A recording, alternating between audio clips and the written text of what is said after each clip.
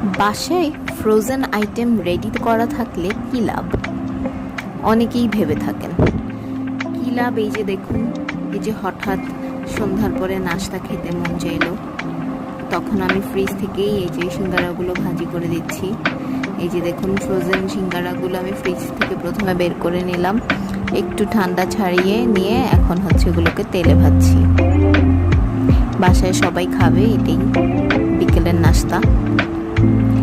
এই যে ফ্রোজেন আইটেমের কাজ করলে, ফ্রোজেন আইটেমগুলো রেডি করা থাকলে ঝটপট নাস্তা যে কোনো সময় আমরা হচ্ছে গিয়ে তৈরি করে দিতে পারি। এটা যারা কাজ করি আমরা তাদের জন্য সুবিধা, এবং আপনারা যারা নেবেন আপনাদের ক্ষেত্রেও এই সুবিধা। ফ্রোজেন আইটেম নিলে ফ্রিজে রেখে দিলেন, হুটহাট কখনো যদি আপনাদের প্রয়োজন হয় আপনারা সহজেই এগুলো বের করে কিছুক্ষণ একটু ঠান্ডা ছাড়িয়ে বেশি